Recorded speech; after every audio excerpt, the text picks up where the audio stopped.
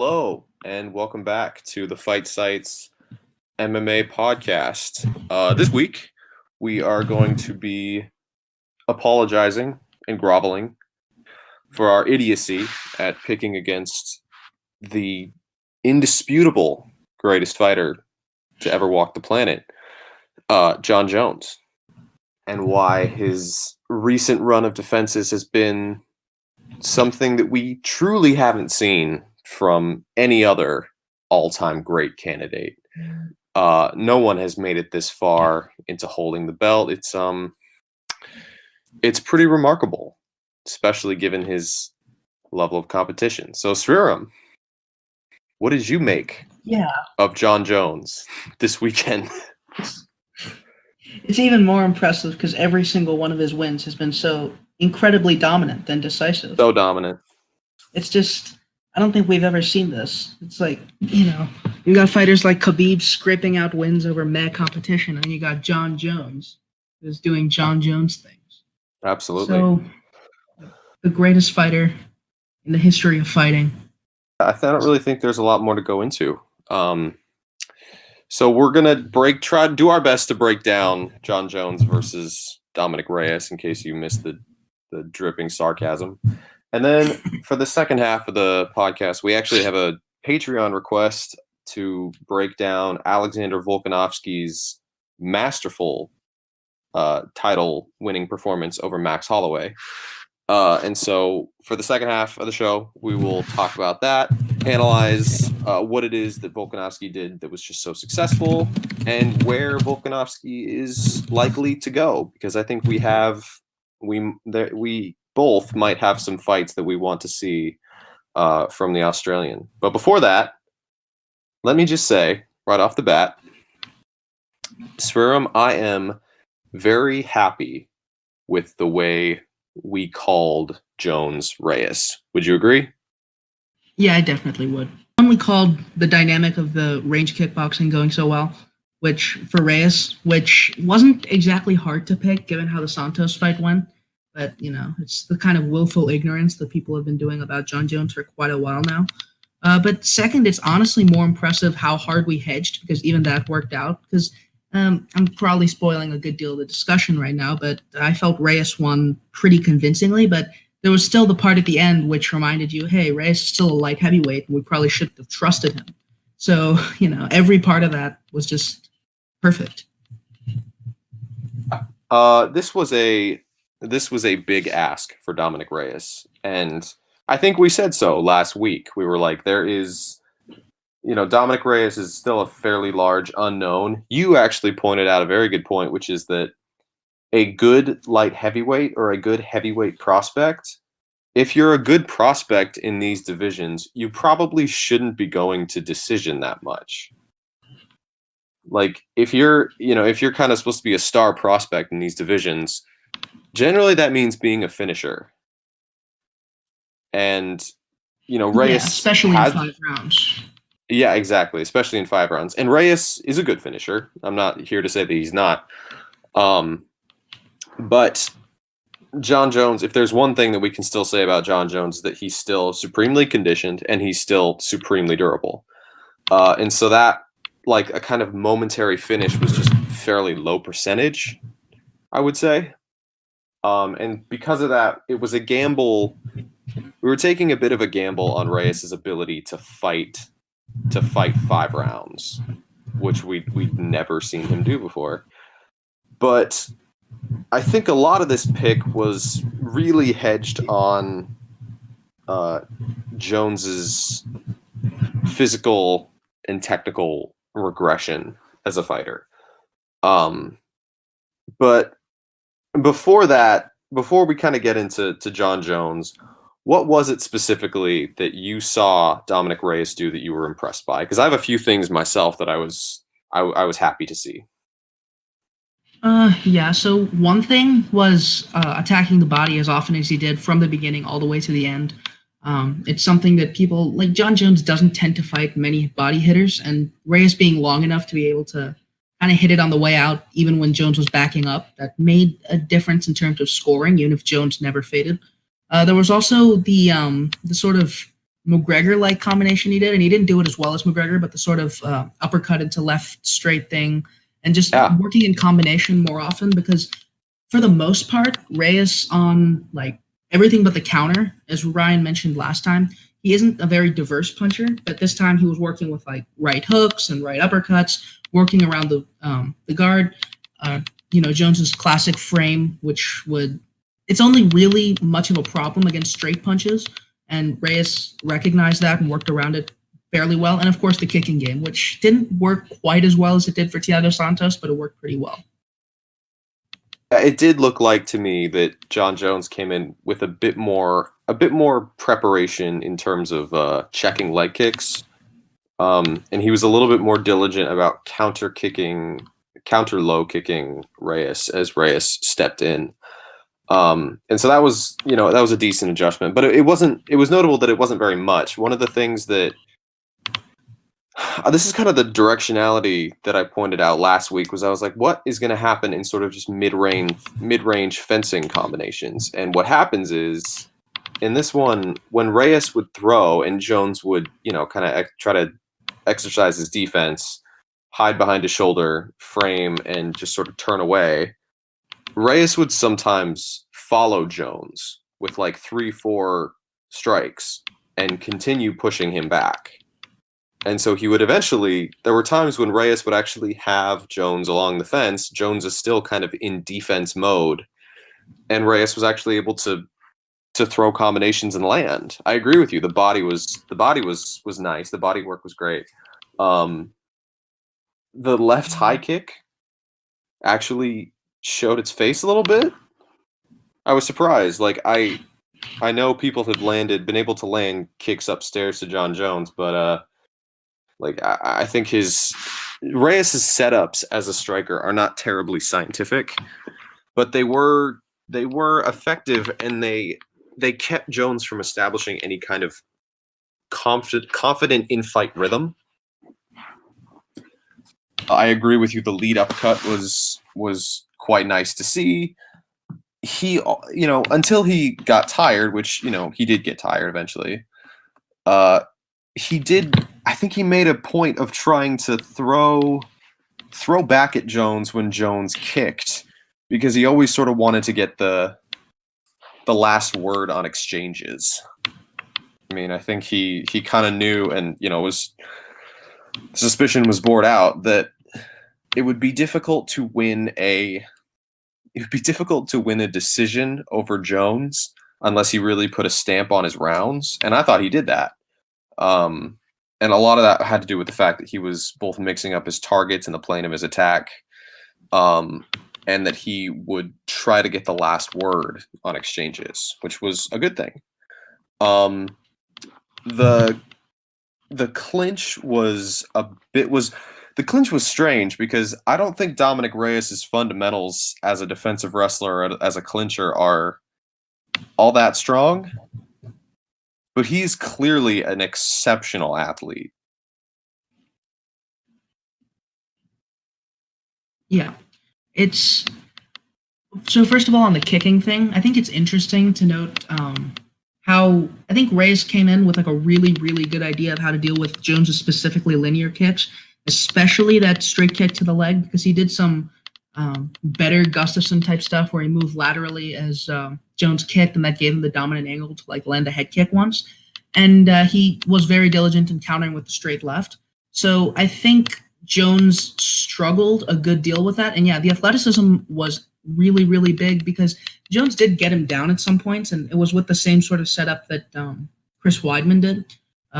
Ed has the article on that, as we mentioned last week, if you're interested, and you should be.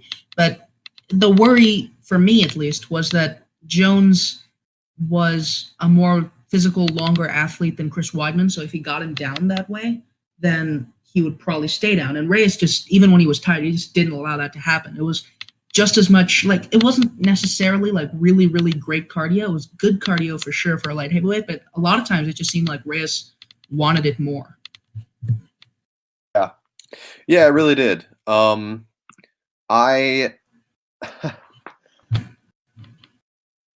a fighter who he was clearly tired. When, especially in the later rounds when Jones was trying to enforce clinch exchanges, which he doesn't really know how to do very well anymore. But he still wasn't. There were times when Jones would just kind of throw a half-hearted shot, it would fail, and then Jones would sort of just keep his hand locked and sort of spin around to Reyes's back. I think Reyes should have been a more diligent, or could be a more diligent grip fighter down the line.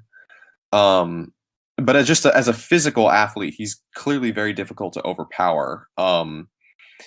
And it is notable that on the one time that Jones managed to kind of get him down and Reyes had to build his base up, from his knees and stand up,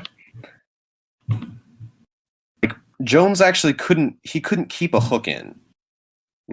Reyes just stood up with Jones on his back, and then Jones slid off, and then he was able to start framing. I don't. Maybe it's just Reyes's kind of, Reyes is clearly a good athlete, but I don't know if I think we can probably say he's actually a very good athlete. Yeah, that he's not that. It was kind of shocking to me that a sort of dead tired Reyes at the end was still able to fight Jones off, frame him off in the clinch, and I think the pace was clearly a difficulty for him, but that also looked like something that could be fixed down the line as well. Yeah, I think it's just as much just about he's a good athlete, and it's just as much about what kind of athlete he is. Because if you look at Daniel Cormier, for example, who is also just a genuinely ridiculous athlete, if pressed, I'd say he's a better athlete than Dominick Reyes. But he couldn't deal with Jones the way Reyes did, because Reyes also had the length, at least parity, if not advantage.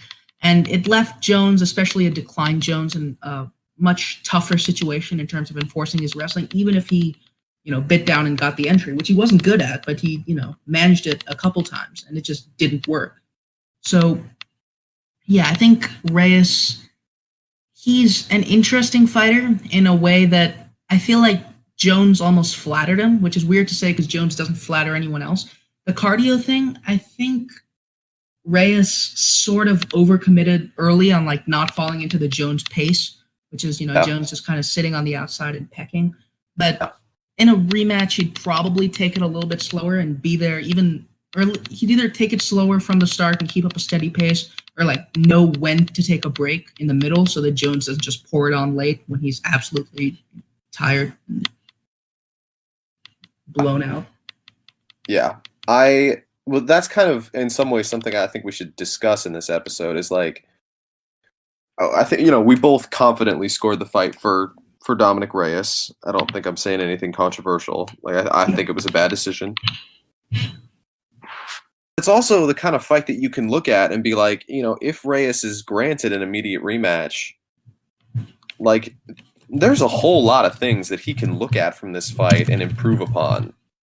And I think he's, out of the two of them, he's the one that should be expected to make those improvements. Because, as I said, there wasn't much from the Santos fight that he really made an effort to change. It seemed he checked kicks a little better. And I said, he attempted the counter kick. Fought one of the better fights that he could. And Reyes, he also fought one of the better fights he could, but it wasn't there were no improvement. There was an obvious hole in what Reyes was doing, where with Jones, it was as good as we've seen him, I guess you could say. It's at least since the Gustafsson fight. If we consider current Jones to be Smith, Santos, and now, that was easily the best performance he's had. Yeah, that's true. Which isn't saying much, but but yeah, you can.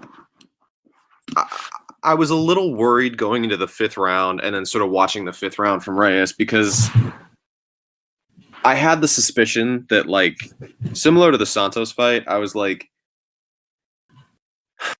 Reyes was still the visibly more tired fighter in the fourth and fifth rounds, even though I thought he won the fourth by doing the better work. And I think there's Again, I don't really think it's that arguable. But Jones is, my friend Evan Grover pointed out that Jones is becoming something of a Benson Henderson type.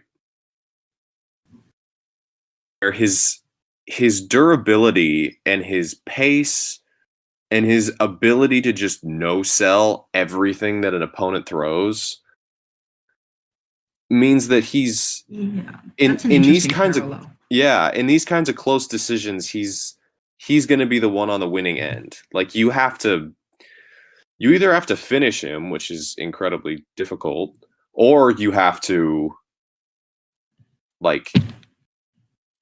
just clearly visibly be the better fighter for 25 minutes, which is also hard because he's turning into a really hard fighter to look good at. Like he's turning into a grinder. Yeah, I think and I mentioned this like right after the fight. The only reason Jones is winning these days is because he's Jon Jones and what he does is win. And people have been taken in by that. And it's just hard to judge fights against him from their perspective when anytime someone isn't just, absolutely destroying him, absolutely demolishing him, he's in control, quote unquote, of the action. And that's the sort of thing. He just has a brand, and no one's managed to destroy that brand except maybe Reyes now.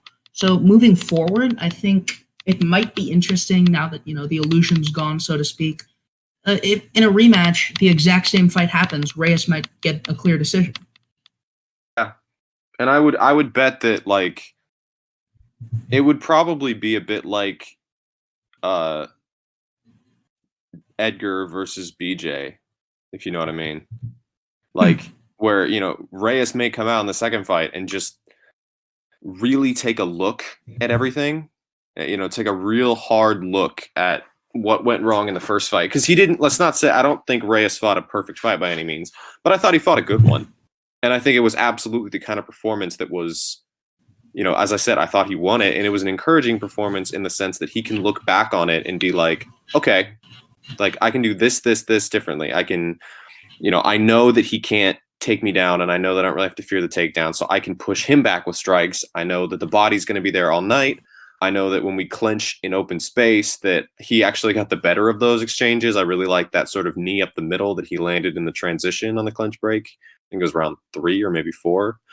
As you pointed out, that kind of lead uppercut, throwing in combination more, and just being better conditioned. Like I think he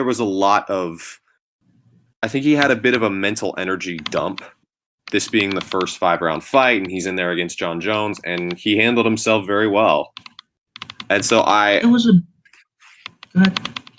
I was very impressed. Not just that I thought Reyes won it, but I was impressed at how clearly he won it. Because I think I said, like, there's a chance that this could be oddly one-sided.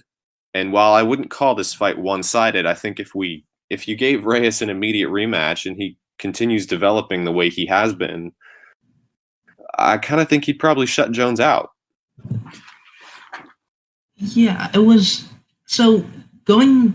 Like, if you look at the light heavyweight rankings and you look at a fighter like OSP, who tends to give fighters prospect losses, it was pretty encouraging that Reyes didn't have that kind of loss to someone like OSP. He did look kind of bad against Ozdemir. He actually looked really bad, but he still clearly won. So I think it's interesting that Reyes had like his quote-unquote real prospect loss up against Jones at the highest level, at the point where you could reasonably say he'd win a rematch. Like, light heavyweight doesn't tend to get this kind of fighter at all. It's guys like what's his face, the small Polish guy who got beat up by OSP, and Alexejczuk. Yeah, that guy. I like him. I like him for a light heavyweight. He was just tiny. I do too, actually. But yeah, no, I hear what you're saying. Like he's had encouraging signs the entire way. And while his development has been slower, I think we pointed out last week that there would be a chance that he could show some real development in his big step up. And I thought that he did that. Like I thought that he really did that. And Jones is also a difficult, as we pointed out, he's a difficult fighter to beat, but he's also just a difficult fighter to prepare for. Like there aren't that many sparring partners that you could find that are 6'4", super long, rangy, insanely durable guys who are going to kick you in the knee and the body and just kind of steadily march after you for 25 minutes. Like, that's just not a model of fighter that we're accustomed to seeing. So, Yeah. like, it was, I was very disappointed by the decision, because it's the kind of decision that isn't going to move it's not going to move the division any further. But it was encouraging in the sense that I thought Reyes stepped up to the plate. It was clear that he caught Jon at the right time and put forth a winning effort. One thing I do want to say that we should talk about before we jump into the more interesting half of this podcast is that, where do you think, say that a rematch with Reyes doesn't materialize, or maybe it does. Where do you think Jon Jones goes from here? Because now there are some serious question marks surrounding him and every move that he makes. So what are your thoughts? Yeah, I think because it's something that didn't seem likely before the Reyes fight, because it didn't seem like the moment where Jones would do, crazy fun things. But I think Reyes is the only fight that anyone wants from Jones if he stays at 205. Even if Reyes just sits out and he says, "I want Jones again," there's a case for it, because he won the first fight. He just got robbed, might be too strong, but the decision was questionable. So I thought he was robbed. I'll say robbery. You don't have to agree, but I'll say it. Well, I think it borders on that, I might say. But I think Jones this might be the point where he moves up to heavyweight off the only time at light heavyweight where he's been, or the two only times at heavyweight where he's been really challenged to the point of almost losing, because there's a better chance that Stipe Miocic fights dumb in his first try against Jon Jones than that Reyes, who's already fought smart once, fights dumb the second time. Would do a second time. Yeah, I see what you're saying.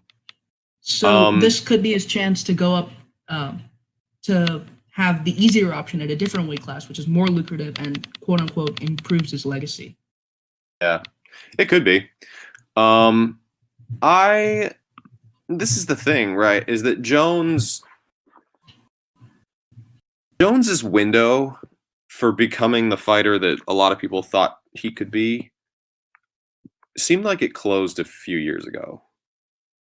I said this after the fight, but after his rematch with Cormier, where he just annihilated Cormier and put, in what was a historically very important fight, and it was a very personally important fight, and which was, it's worth saying, a great fight. And we don't say that about light heavyweight or heavyweight fights very often. But those, Jones versus DC2 is a legitimately, it's fantastic. And it meant a lot when Jones beat him the way he did. That seemed like the point at which Jones could have done pretty much anything he wanted to. That was where he kind of flirted with the idea of fighting Brock Lesnar.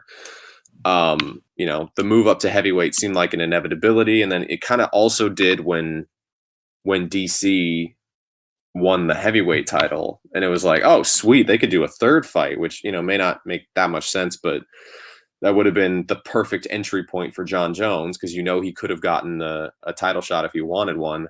But he hasn't done that. That just hasn't been where we've been going. He fought Gustafsson again and won the title, and then his first words were like, if DC wants to drop back down to 205, I'll show him who's boss. It's like, DC's not going to cut back to 205. Are you insane? And so then, now he's fought the Anthony Smiths, and then he, in my opinion, lost to Thiago Santos and was lucky to escape with a decision, and then lost to Dominick Reyes and was lucky to escape with a decision. I have a feeling that the idea of fighting someone like Israel Adesanya, who would probably punk Jones for 5 rounds, or the idea of fighting someone like Stipe, who, I would also probably pick to knock Jones out at this point, or a Reyes rematch. Someone who, I thought beat him, and someone who, if he keeps progressing, would likely win even cleaner a second time around. It seems a little late for Jon to make these kind of major technical leaps in his late career. So it does kind of feel Yeah, like the walls are closing in on him a bit. Would you agree? yeah. I think if Corey Anderson or John Blachowicz looks really, really good in this next event that we're not really going to mention, but if one of them looks really good, it's going to give John a bit of an out, so to speak, because I wouldn't rule out John looking bad against like anyone at light heavyweight, but Yeah. those are a bit more forgiving for him than Yeah, any I'd of the say other so. options on the table. So Yeah, that Jan might, probably couldn't keep a pace, and Corey is incredibly rote. So I think, I mean, they could still beat him, but like I think seems a little bit unlikely. yeah, it gives him a chance. It gives him a fight where he logically makes sense as the favorite, rather than fights where like it makes no sense for him to be sitting at the odds where he'll inevitably sit. So I think, yeah, other than that, it's just all hard fights because there's no excuse, assuming that Corey does Corey things or Jan does Jan things, for John to be facing anyone at 205 other than Reyes. And then other than that, there's Adesanya and Miocic, and there's just no easy fight for him there. So Jones is going to lose. He already lost twice in his last two fights, and his next one is probably going to be official. Yeah, it's just, even if you scored them for Jones, which I don't agree with at all, but whatever, it's your right. It still doesn't feel like this said anything good about Jones's standing. So no matter what he decides to do, there are some serious question marks attached to it. Because I'd pick Reyes in a rematch. I think this is absolutely the kind of fight that Reyes could learn from. Don't really think Jones is capable of making these kinds of meaningful adjustments. Like he's found his groove of what he's settling into, and not only has his wrestling and his clinch deteriorated, but like his grappling has deteriorated. He can't even hold position anymore. Like this is kind of what I said in the lead up. I'm like, he is just a C- kickboxer who's going to try to win fights on volume by pecking at his opponents with kicks. And that's just, I just can't really pick him to win that many fights doing that anymore. So whatever he decides to do, I think it's probably the beating Jon Jones, defeating the pound for pound number one, probably isn't going to mean as much when it finally happens as it should have.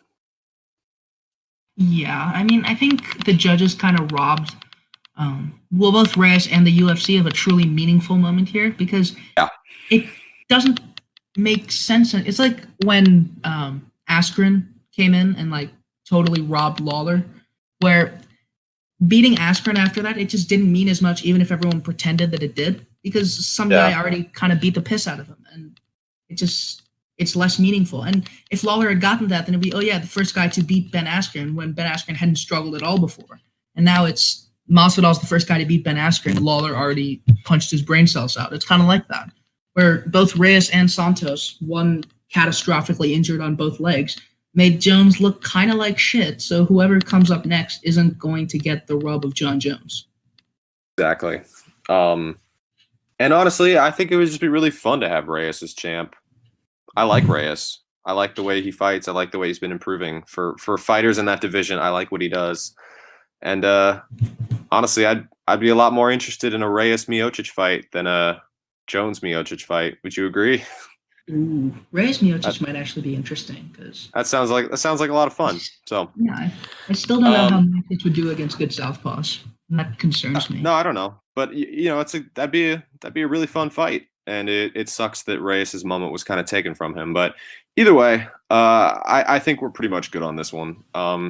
Let's move on to something good, or at least something technically exciting. So we got a Patreon request to talk about Alexander Volkanovski's performance against Max Holloway. And I kind of want to preface this by saying I picked Volkanovski to win, but I don't think that any analyst really picked this fight correctly.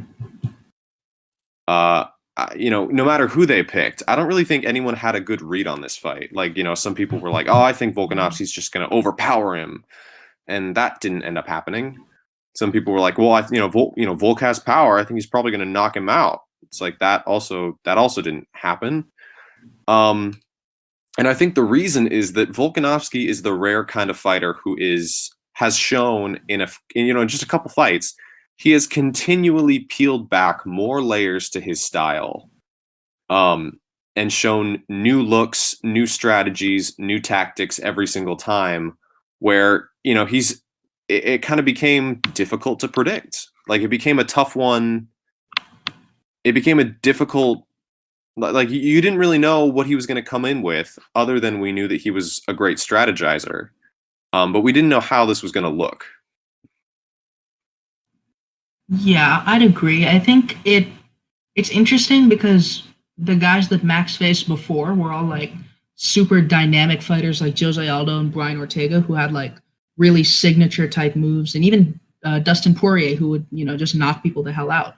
But Volkanovski just came in with like this blue collar type moveset, and he tore it up, and it was ridiculous because it was just an example of like how a fighter who like Volkanovski isn't like perfect by any means at any range. He's just found a way to mix them together and set stuff up in a way that's specific to each opponent. And I think it's really a credit to great coaching in a way that, for example, you mentioned in your Cejudo article that Cejudo plus a great coach is just, pure magic because Cejudo does what he's supposed to do. And that's one thing that Volkanovski does, just in a very different way. I think a huge credit goes to Eugene Behrman and City Kickboxing, which for my money is the best gym in MMA right now. I mean, it has to be.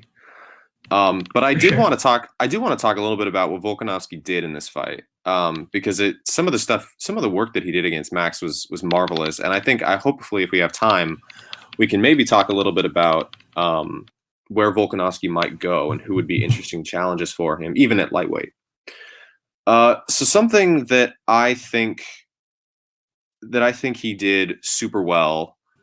Like, obviously a lot of his game was centered around the low kicks, but it was the way that he fought with them was something entirely unique. Like, he would stay at the edge of Max's jabbing range and kind of try to catch and paw Max's jab as much as he could. He was always re-angling with his back foot. He would always pivot off his lead leg. He always stayed lined up with Max, so Max had a difficult time taking angles on him like Max tends to. And he built an entire system around leg kicks. Like, it kind of became a setup strike. Like, it kind of became a setup strike in the way that Whitaker's snap kicks to the body of Romero became a setup strike. Like, this is one of the only performances I can think of in MMA where a jab, like a lead hand jab, was replaced with leg kicks. Yeah, I think it's one thing. Volkanovski both used them to pull out counters, as Ryan mentioned right after the fight.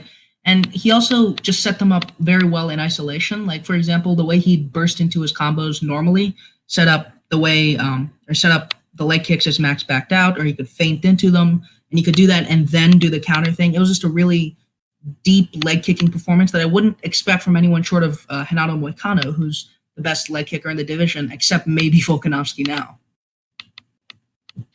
So it was the fact that he did pretty much everything with them. So he would counter kick off of Max's step-ins when Max did try to take angles. He would feint into his kicks with his hands.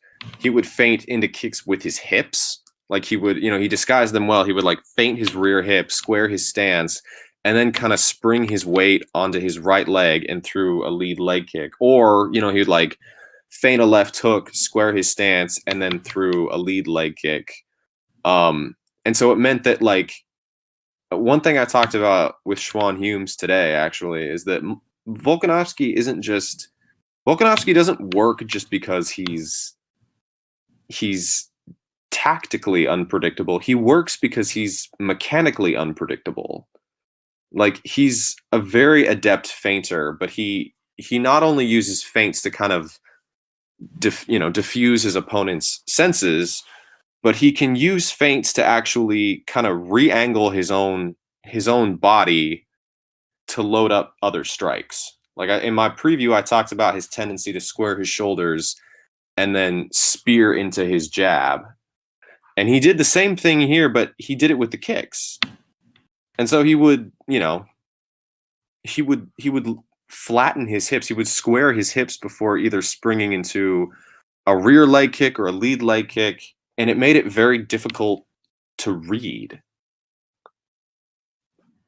Yeah, it kind of turned into Volkanovski's really dedicated and well set up leg kicking game against Max, attacking the body fairly sporadically. And I think going on the kind of topic of cardio, both from last week and from this Reyes fight, Volkanovski not only looked really, really good in terms of, just keeping a fairly high pace through the fight, but also of limiting Max as he tried to come in for body work with, those really hard counters off the leg kicks.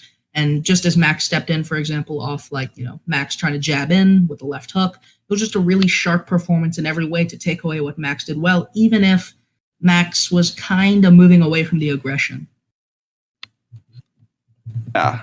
That was the thing, is that it was not only it was a great tactical performance, but it was also a great strategic performance, because he, in the first couple rounds, he really wanted to just sort of bank some leg kicks and really hinder Max's movement. Like that was clearly the plan in the first couple rounds, because Volkanovski's pace didn't actually spike towards the latter half. I think he kind of realized that he wasn't going to get Max out of there, and so he just decided he fought a long fight.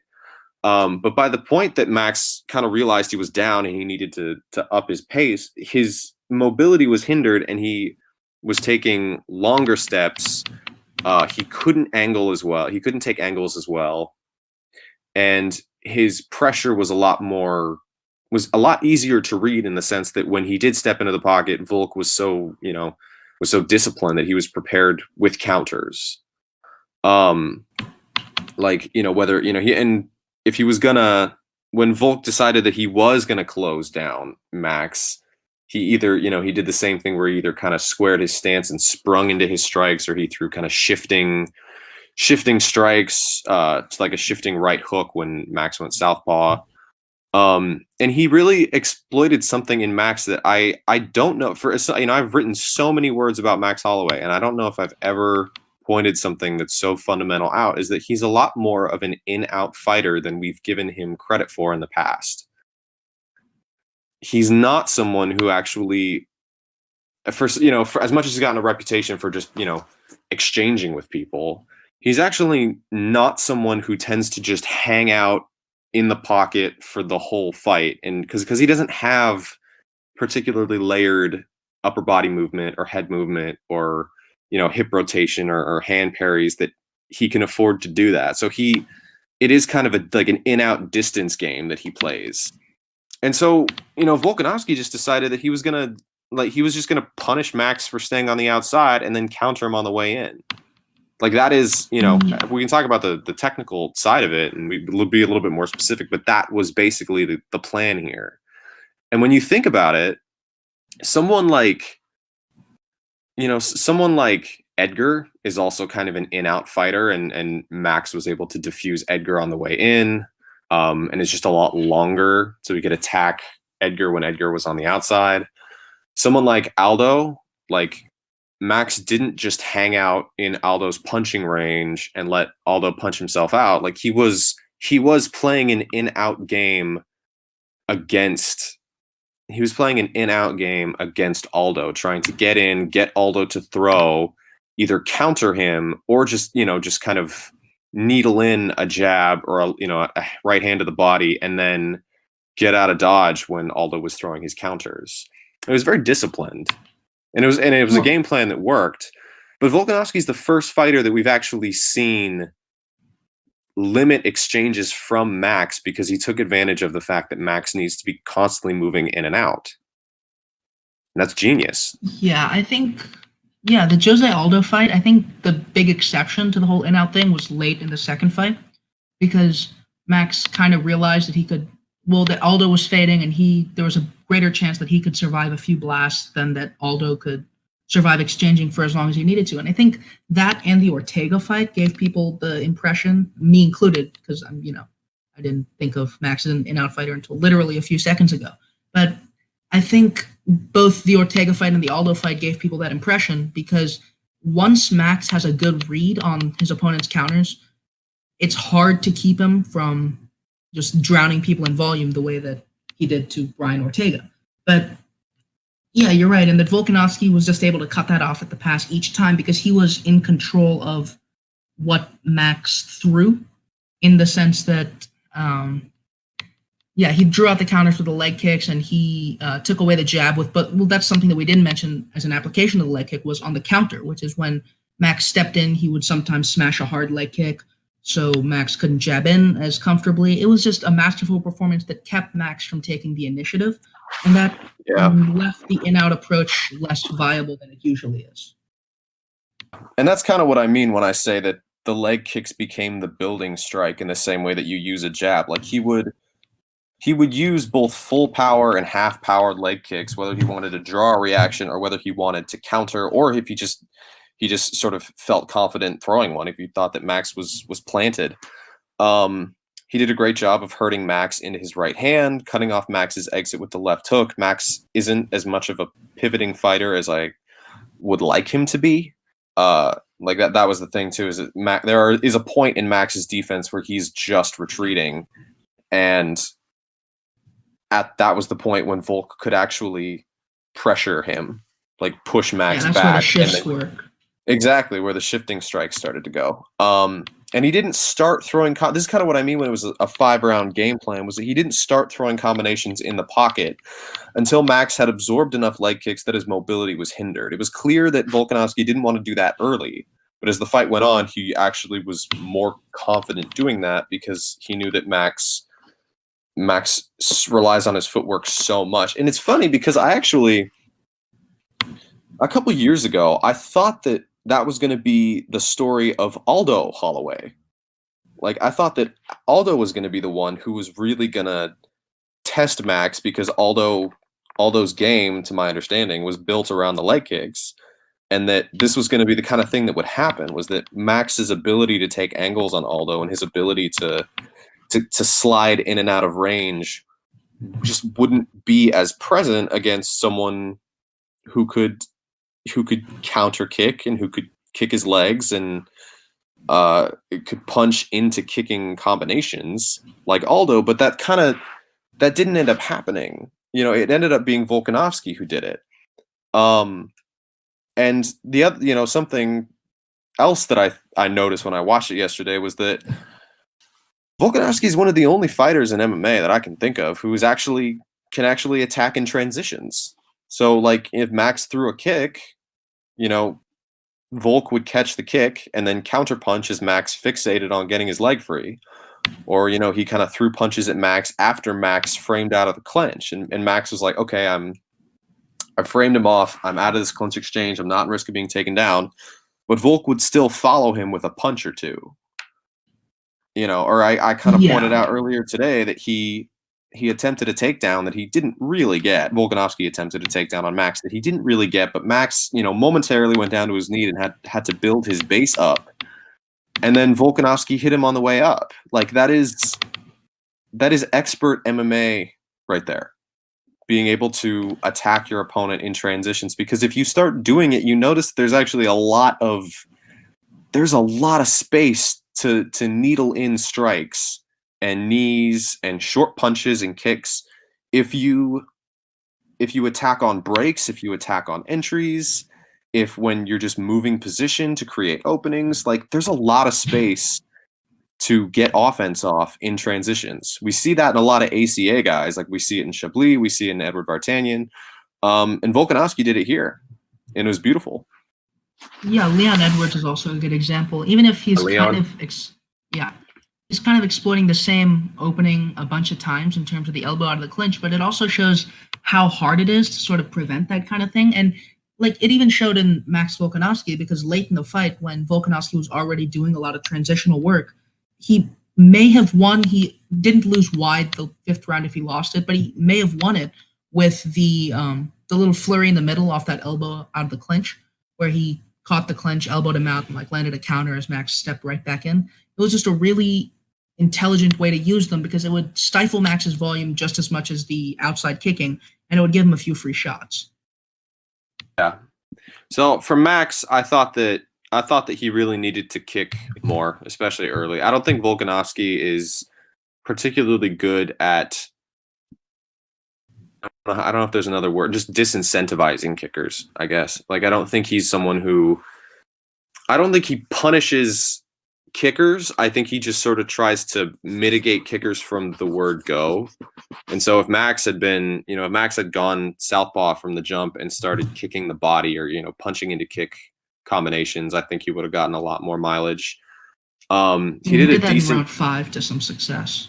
Yeah, but yeah, it was round 5. Like he started too late.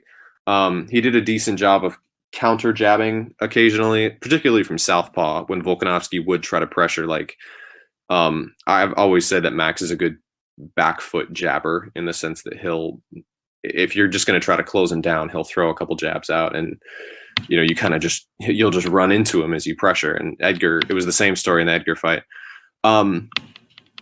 Because Max is more of an in-out fighter than we've noted in the past, I think that a fighter who could counterpunch Volkanovski in the pocket would be very difficult for him. I don't know if Korean Zombie is necessarily that guy, but like if we're just kind of looking at historical featherweights and lightweights, I think Conor McGregor would probably snipe Volkanovski. Like, that seems like a bad matchup for him. Someone like Edward Vartanian, who could, would kick with Volkanovski, and feed him jabs and then counterpunch him. Gaethje would be very tough for him. Poirier would be very tough for him. And I think that there are guys who could, if they're able to just push him back and then and stay in the pocket, because Volkanovski still isn't a tremendously deep defensive fighter in the pocket. He's a very disciplined one, and he's clearly an incredibly crafty, coachable one. But our friend Ryan pointed out that he's actually someone who doesn't necessarily make the most educated of reads within the pocket.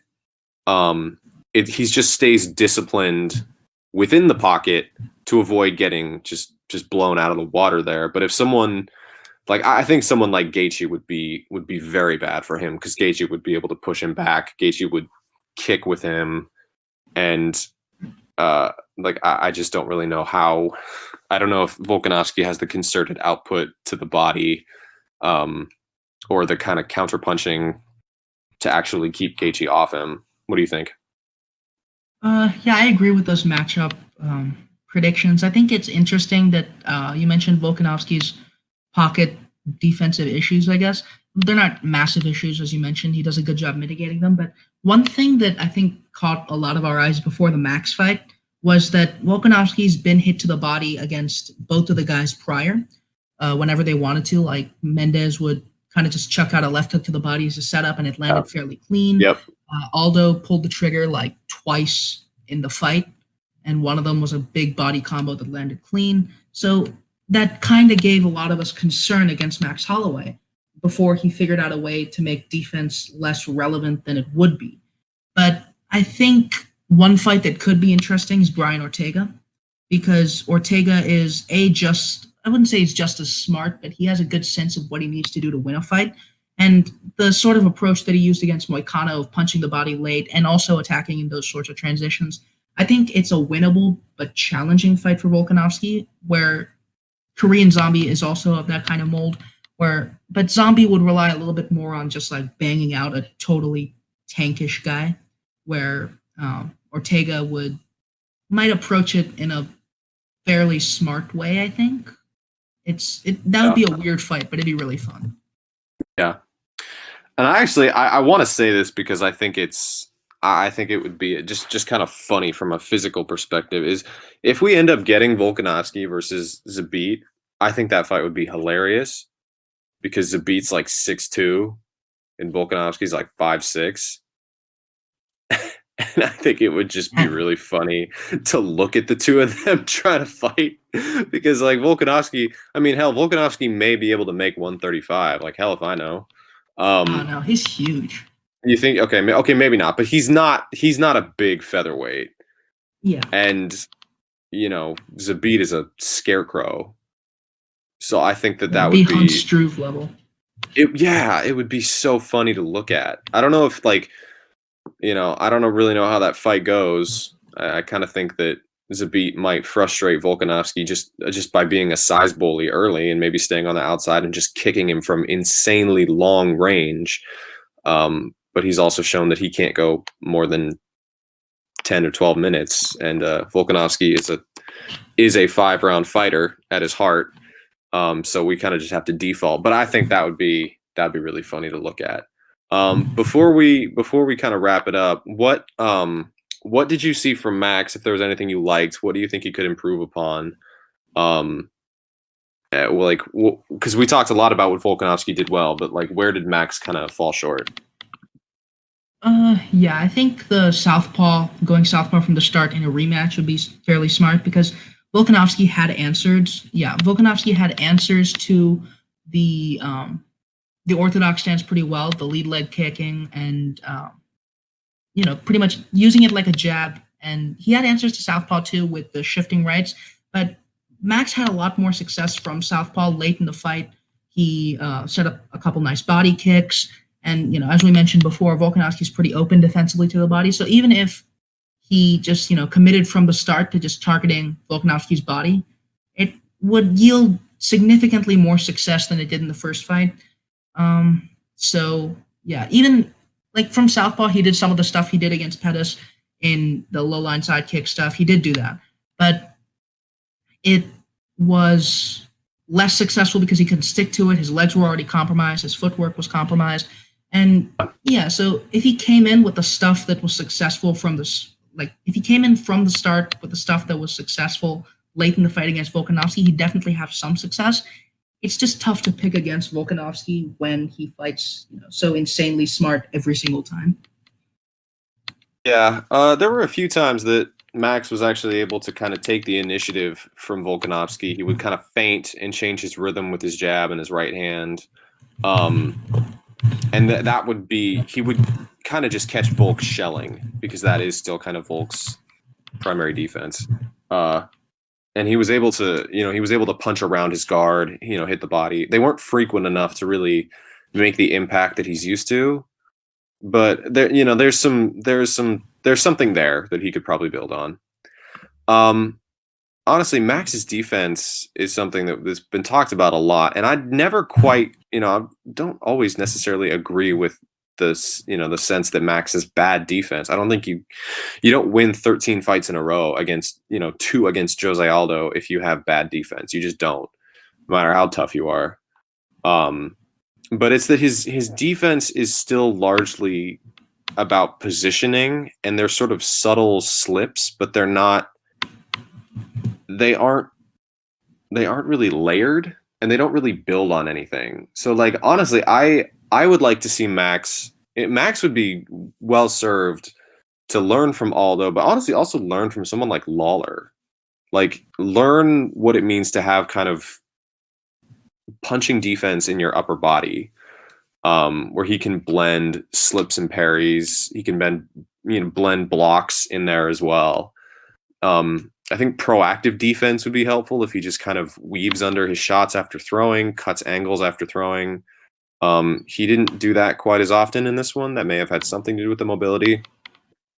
He needs to learn how to feint out kicks and not just eat them. Honestly, I think he should be looking to someone like Masvidal, who could Masvidal will sometimes feint with his lead step, kind of keep his lead leg light, but he sort of feints a step, is able to draw guys into kicking him, and then either just retracts his leg or catches the kick and then counters, as Masvidal is, he's genuinely masterful at that. I think he really needed to learn how to do that. It was clear that Max just wasn't comfortable against someone who would kick that much with him.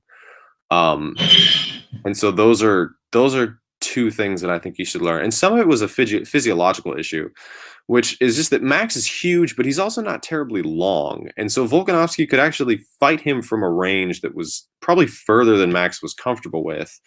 And so he had to like step in on his angles as opposed to maintaining his defense the whole time.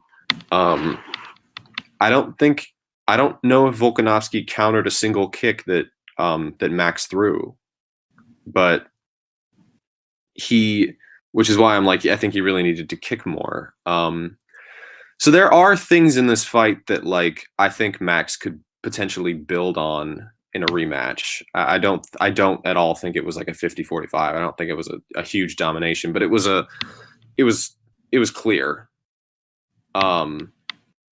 Like there are avenues for, you know, that Max might be able to rework some things, but unfortunately my fear is that I don't necessarily know if the Poirier fight, like, I don't want to use the word broke something in Max, but my fear is more that it may have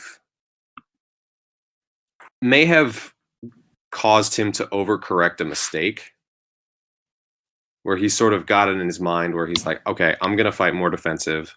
I'm going to limit exchanges more, and I'm going to be more defensive. But the problem is he hasn't exactly improved his defense in doing that. And he's not limiting exchanges. He's just initiating them less. And that doesn't play to his strengths either. So there has been talk. Nothing set in stone yet, so I don't want to jump the gun, but like there has been talk about doing an immediate Holloway Volkanovski rematch, which I really, really, really don't want to happen. I don't want them to just grind Max into dust. I think Max just needs time to go back and think things through. Like, because he can make some headway. Like, this is still, this may be controversial to say, but it's still a fight that I think he can win. But if he's given an immediate rematch, he will lose it, and he will lose it badly.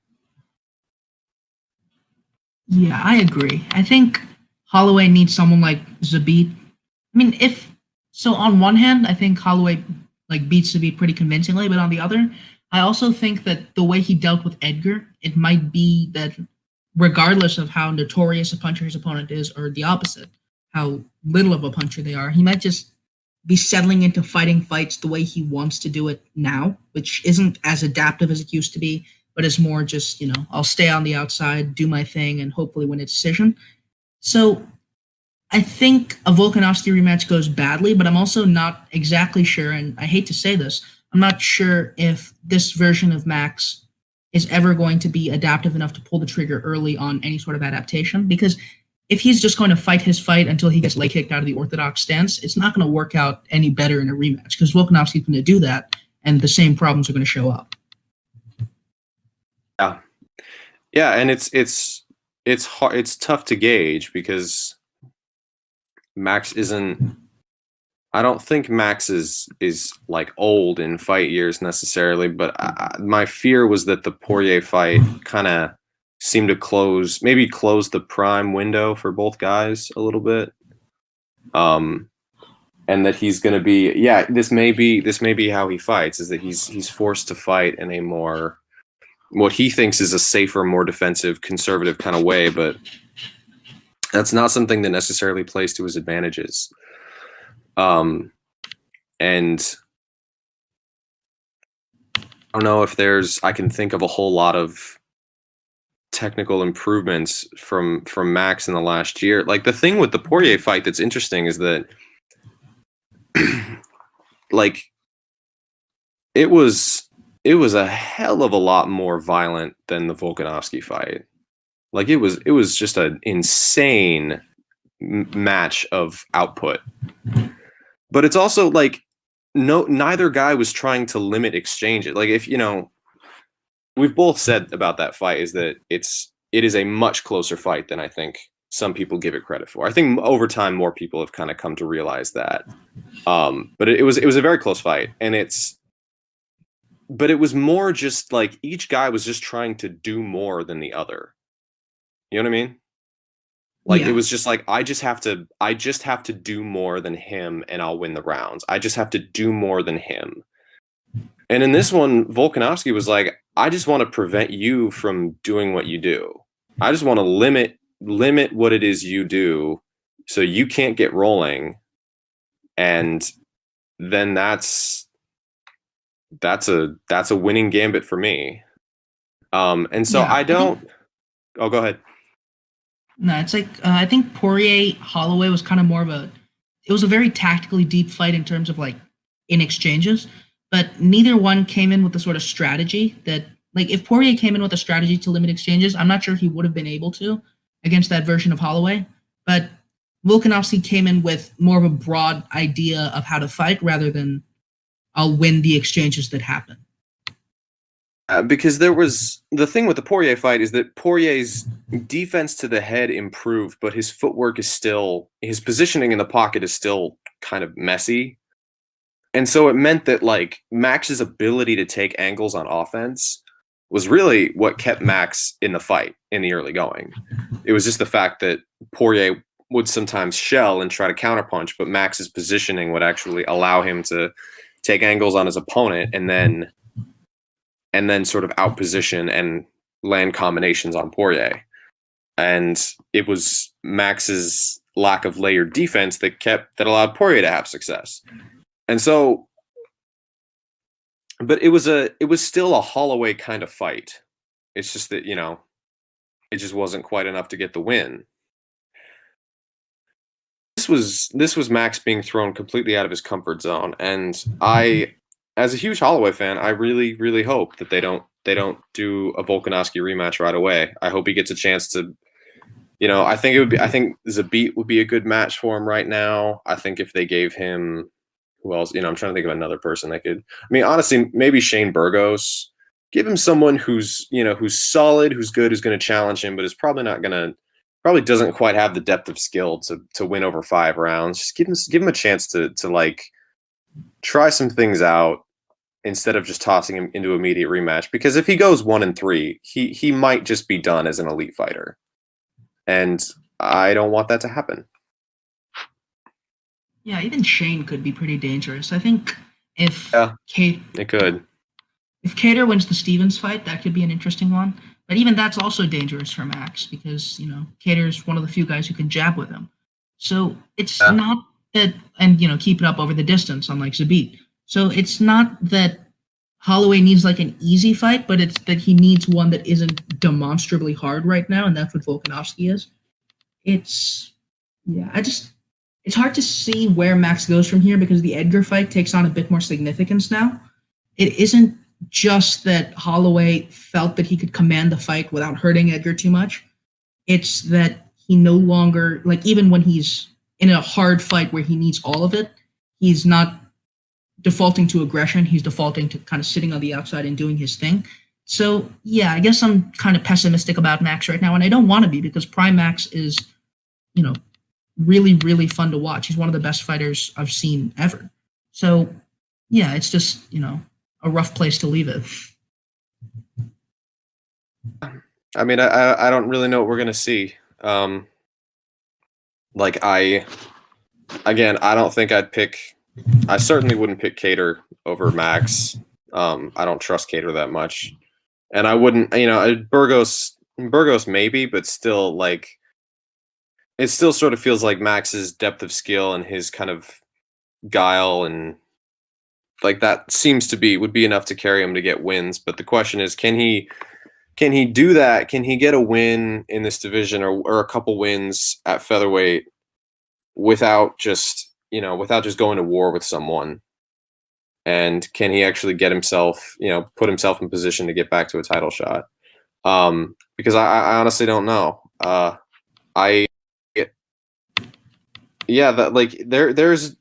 I hate to say it, but there's a chance that he could be done. Like, I don't know if the Volkanovski fight said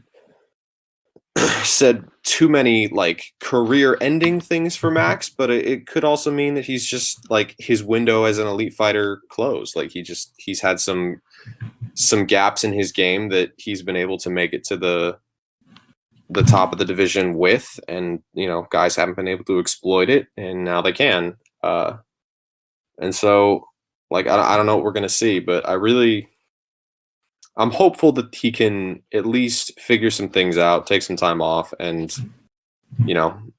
compete with someone who's going to be in there with him, but may not, wouldn't be like a huge kind of puncher or someone who's gonna really tax him, physically even further. So I don't know. We'll see. Yep. So that's a depressing way to end it, but I suppose we should. There is. Yeah. Thanks Do for you have joining anything us. coming out this week? I might have the Abdul Volkov piece, but I also might not. I got you. But yeah, continuing ACA series. That's going to be fun. I have a midterm this week. So I'm not going to be writing anything, but if you didn't see my Henry Cejudo piece, that went up yesterday. So give that a read, I suppose. And we'll be back next week to discuss. Is next week Benavidez Figueiredo, or are we one more week off? That's Hooker Felder. We're not that lucky. Okay, well that's not a bad fight.